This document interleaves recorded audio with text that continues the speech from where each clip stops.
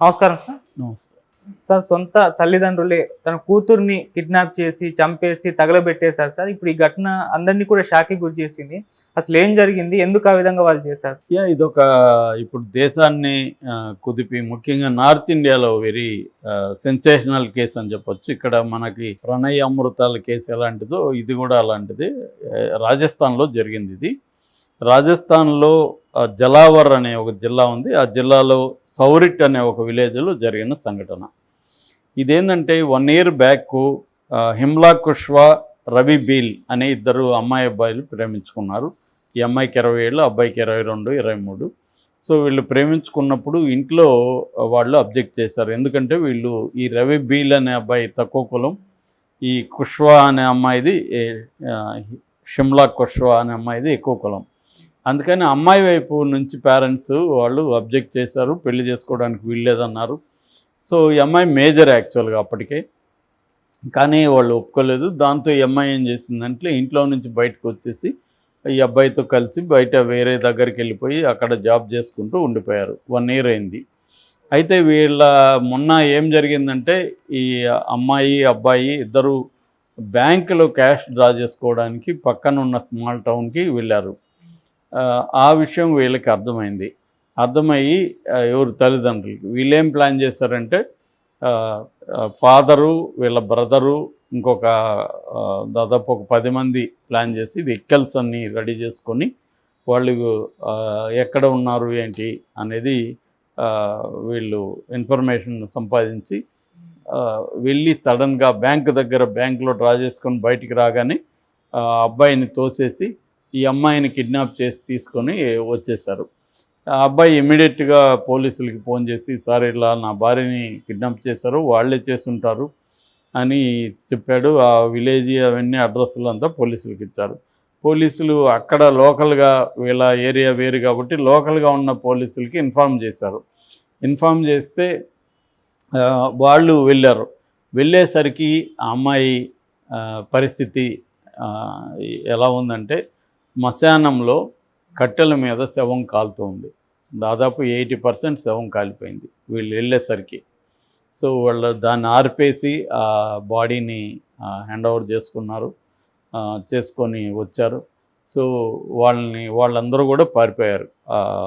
ఇంట్లో వాళ్ళు వెతుకుతున్నారు, ఇంకా పట్టుకోలేదు. ఈ రోజు వరకు అయితే పట్టుకుని తీరుతామని పోలీసులు అంటున్నారు. పట్టుకునే ఛాన్స్ కూడా ఉంది. సో ఏం చేశారు వీళ్ళు వీళ్ళు ఏం చేశారంటే కర్రలతో కొట్టి వాళ్ళ కోపాన్ని అంతా చల్లారే వరకు కొట్టి ఆ అమ్మాయిని చంపేసి దాని తర్వాత తగలబెట్టారు. ఊర్లో అందరికీ తెలుసు, ఎవరు అబ్జెక్ట్ చేయలేదు. ఊరంతా కూడా ఆ ఫ్యామిలీనే సపోర్ట్ చేసింది. సో వాళ్ళ కోపాన్ని ఊరంతా కూడా తమ కోపంగా మార్చుకున్నారు ఆ అమ్మాయి మీద. సో ఇది బేసిక్గా జరిగింది. దీని తర్వాత పోలీసులు ఇప్పుడు కేసు పెట్టారు, దాన్ని పంచనామాకి ఇచ్చారు. దాని తర్వాత బాడీకి సంబంధించిన ఇదంతా కూడా ఫోరెన్సిక్ సైన్స్ ల్యాబ్కి అప్పగించారు. కొత్త సెక్షన్ BNS భారతీయ న్యాయ సంహిత ఏదైతే ఉందో దానికి సంబంధించి 103, 238, 3 సెక్షన్ల కింద కేసు నమోదు చేశారు. అంటే కిడ్నాపు, హత్య ఈ 2 వస్తాయన్నమాట. ఇది ఇప్పుడు అక్కడ సంచలనం అవుతుంది. ఎందుకు ఇంత దారుణంగా వాళ్ళు కన్న కూతుర్ని కిడ్నాప్ చేసి చంపి కాల్చే అంత కోపం ఎందుకుంది అంటే సింపుల్ పరువు హత్య అనేది ఇది. మనం పరువు హత్యల మీద అనేక స్టోరీలు మనం చెప్పుకుంటూనే ఉన్నాము. ఇది మనకు అందరికీ తెలిసిందైతే Pranay and Amrutha love episode. అందులో ప్రణయ్ ఏమో SC కులానికి చెందిన అబ్బాయి, క్రిస్టియన్. ఈ అమ్మాయి ఏమో మారుతిరావు కోమటి కాబట్టి కోమటి కులం. సో అందువల్ల అతనికి ఇష్టం లేకుండా ఏం చేశాడంటే ₹1 ఇచ్చి బీహార్ నుంచి ఒక కిల్లర్ని తెప్పించి ఒక టీంని ఫామ్ చేసి అతని ద్వారా అల్లుడిని, పైగా ఈ అమ్మాయి కూతురు ప్రెగ్నెంట్గా ఉన్నా సరే అల్లుడిని అతి దారుణంగా చంపించాడు. పోనీ ఆయన ఏమన్నా ఆనందంగా జీవించాడా? ఆయన చివరికి ఊరేసుకొని చనిపోయాడు. సో ఇప్పుడు ఇద్దరు స్త్రీలు అక్కడ భర్తలు లేని పరిస్థితి. ఆమె మారుతిరావు వాళ్ళ భార్య, ఈ అమ్మాయి. నిజానికి దాన్ని ఆమోదించుంటే 2 ఫ్యామిలీలు హ్యాపీగా ఉండేవాళ్ళు. మారుతిరావు మనవడితో ఆడుకుంటుండేవాడు, హ్యాపీగా ఉండేది. జస్ట్ కులం అనేది తప్పు. కులం అనేది నిజానికి అదొక ఇన్ఫర్మేషన్ లెక్కే కదా. కులం మనిషి ఆల్రెడీ నీకు ఒక కులం అనే పేరు పెట్టి ఇచ్చేయడం తప్ప అదర్వైజ్ ఏమీ లేదు. కానీ భారతదేశంలో పరిస్థితి ఏంటంటే ఇక్కడ కులం అనేది శతాబ్దాలుగా అతి కీలకమైన రోలు. కులాన్ని బట్టే అధికారం కానీ, సంపద కానీ, జ్ఞానం కానీ, ఈ 3 అంశాలు ప్రధానమైన సమాజంలో. అధికారం, సంపద, జ్ఞానం, ఈ 3 కూడా కొన్ని కులాల కంట్రోల్లోనే ఉండిపోయినాయి శతాబ్దాలుగా.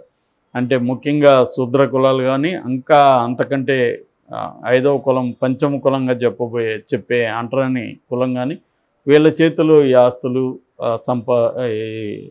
జ్ఞానం, అధికారం అనేది లేదు. తర్వాత కొంత శూద్ర కులాల చేతులకి వెళ్ళాయి. కానీ అంటరాని కులాల వాటికి అది కూడా మోడర్న్ పీరియడ్ వచ్చే వరకు రాలేదు. ముఖ్యంగా అంబేద్కర్ లాంటి వాళ్ళు వచ్చి ఉద్యమాలు చేసినా కొంతవరకు వస్తున్నాయి. కానీ ఇప్పటికి కూడా ఏంటంటే కులము, జెండర్, పరువు హత్యలో ప్రధానంగా ఈ 2 అంశాలు ఇంపార్టెంట్. అంటే కులము ఇంపార్టెంట్, అట్లాగే జెండర్ కూడా. అదే మగ పిల్లలు వేరే వాళ్ళని ప్రేమిస్తే మగపిల్లల్ని ఎవరు చంపరు, ఆడపిల్లల్నే చంపుతారు. ఎందుకంటే పరువు అనేది అమ్మాయి చుట్టూనే తిరుగుతుంది. అమ్మాయి ప్రేమిస్తేనే వీళ్ళ పరువు పోయినట్టు ఫీల్ అవుతారు, అబ్బాయి ప్రేమిస్తే పరువు పోయినట్టు ఫీల్ కాదు. ఇదొక విచిత్రమైన అంశం అన్నమాట ఇండియన్ కాంటెక్స్లో. ఇది నిజానికి ఇండియాలోనే ఉందనుకుంటే కూడా పొరపాటు. వరల్డ్ వైడ్గా చాలా ముస్లిం దేశాల్లో కూడా ఇది చాలా స్ట్రాంగ్గా ఉంటుంది. అంటే ఒక రకంగా వెనుకబాటుతనానికి ఈ పరువు అనే కాన్సెప్ట్కి కూడా సంబంధం ఉంది. వ్యాపార వర్గాలు కానీ చూస్తే ఆ వ్యాపార ట్రేడ్ కమ్యూనిటీస్, అంటే మోడర్న్ కార్పొరేట్ కమ్యూనిటీస్లో ఇది తక్కువ ఉంటుంది. వాళ్ళు ఏంటంటే ఇది మనకు ప్రయోజనమో కాదో చూసుకుంటారు. ఫలాని రెడ్డి అంటే అమ్మాయి ఎవరు, వాళ్ళ బ్యాక్గ్రౌండ్ మంచి బ్యాక్గ్రౌండా అయితే ఓకే అనుకుంటారు, కులం ఏముంది అనుకుంటారు. వీళ్ళు అది అంటే ఇక్కడ కులం అనేది కాస్ట్గా మారిపోతుంది అప్పర్ కులాల మధ్య. నేను చాలాసార్లు చెప్పాను, మన సినిమా వాళ్ళు, రాజకీయ వాళ్ళు చాలామంది ఇంటర్ కాస్ట్ ప్యారల్ పెట్టుకొని 2 కులాలని తమకు అనుకూలంగా ఉపయోగించుకుంటారు. వాళ్ళు రాజకీయాల్లో చూస్తుంటాం, వెళ్ళి మా కులం మాది కాపండి అని వీళ్ళు కాపు ఓట్ల కోసం ట్రై చేస్తుంటే అవతల వాళ్ళ హస్బెండ్ రెడ్డో కమ్మో ఇంకొకటో ఉంటే వాళ్ళు వెళ్ళి ఆ కులం ఓట్ల కోసం ట్రై చేస్తుంటారు. సో ఇది పై స్థాయిలో ఇబ్బంది లేదు, కింది స్థాయి మిడిల్ స్థాయికి వచ్చేసరికి ఇబ్బంది ఉంది. సో అందువల్ల కులము, జెండర్, ఈ 2 అంశాలు పరువుల్ని డిఫైన్ చేస్తున్నాయి. ఇండియా కావచ్చు, మనకి ఇతర దేశాల్లో అయితే కులం లేకపోవచ్చు, కానీ వాళ్ళకి ఏవో రకరకాల కేటగిరీస్ ఆయా మతాల్లో ఉంటాయి. ముఖ్యంగా ముస్లిం కంట్రీస్లో వెనుకబడిన పాకిస్తాన్ కావచ్చు, ఇటువంటి దేశాల్లో కూడా పరువు హత్యలు విపరీతంగా జరుగుతున్నాయి. వరల్డ్ వైడ్ మనం డేటా చూసుకున్నప్పుడు, అంటే మిడిల్ ఈస్ట్ కావచ్చు, పాకిస్తాన్ కావచ్చు, ఇట్లాంటి దేశాల్లో కూడా బలంగా జరుగుతుంది. అభివృద్ధి చెందిన దేశాల్లో పరువు హత్యలు అనేవి మనకి చాలా చాలా వెరీ వెరీ రేరు. సో ఇండియా కూడా ఇంకా డెవలప్ అవుతూనే ఉంది. పేరుకి ఎకనామీ పరంగా మంది 5th లార్జెస్ట్ ఎకనామీ అయినప్పటికీ కూడా మన పెర్ క్యాపిటల్ ఇన్కమ్ చూస్తే చాలా ఘోరంగా ఉంటుంది. అంటే పేద ప్రజలు ఉన్న రిచ్ కంట్రీ అంటారు అందుకనే ఇండియాని. సో అందువల్ల ఈ వెనుకబాటుతనము, కులము, జెండరు, ఈ 3 అంశాలు పరువు హత్యల్ని డిసైడ్ చేస్తున్నాయి. దీని మీద ఆల్రెడీ చాలామంది డాక్యుమెంటరీలు తీశారు, సినిమాలు, వెబ్ సిరీస్. మొన్న మనకి ఇక్కడ పరువు అనే వెబ్ సిరీస్ కూడా వచ్చింది. ఇజ్జత్ అనే ఒక సినిమా నిన్ననే పోస్టర్ రిలీజ్ చేశారు తెలుగులో కూడా. దీని మీద చేస్తున్నారు ఇప్పటికీ, కానీ సరిపోదు. ఇక లీగల్గా తీసుకుంటే పరువు హత్యల్ని ప్రత్యేక క్రైమ్గా చెప్పే చట్టాలు ఏవి లేవు. నిజానికి ఒక ఐరనీ ఏంటంటే టోటల్ ఇండియాలో రాజస్థాన్లో మాత్రమే పరువుకు సంబంధించిన సపరేట్ చట్టం ఉంది, కానీ ఇప్పుడు జరిగింది రాజస్థాన్లోనే. కానీ ఈ చట్టం కింద కేసు పెట్టల. ఆ చట్టం ఏంటంటే the Rajasthan prohibition of interference in the freedom of matrimonial alliance in the name of honour and tradition bill. ఇది 2019లో పెట్టారు. ఓకే. సో మన టోటల్ ఇండియాలో రాజస్థాన్లో మాత్రమే, అంటే ఆనర్ పేరుతో, ట్రెడిషన్ పేరుతో మ్యాట్రిమోనియల్ అలియన్స్లో ఇంటర్ఫియరెన్స్ని ఇది రద్దు చేస్తుంది. సో కానీ ఇక్కడ జరిగింది ఇది. సో ఓవరాల్గా ఏంటంటే మనకి ఇప్పటికి కూడా కుల ఆధారిత పంచాయతీలు ఉండడం, కమ్యూనిటీ స్ట్రాంగ్గా ఉండడం, అందుకని ఊరంతా కూడా ఏకమయ్యి ఆ అమ్మాయిని చంపించేసింది. ఓకే. సో ఇది అతి దారుణమైన విషయం. ఇంత అభివృద్ధి చెందినా కూడా ఒక అమ్మాయి అబ్బాయి ప్రేమించుకుంటే ఇంత ఘోరంగా. అయితే ప్రాక్టికల్గా ప్రేమికులుగా ఉండేవాళ్ళు అర్థం చేసుకోవాల్సింది ఇలాంటి విషయాల్లో.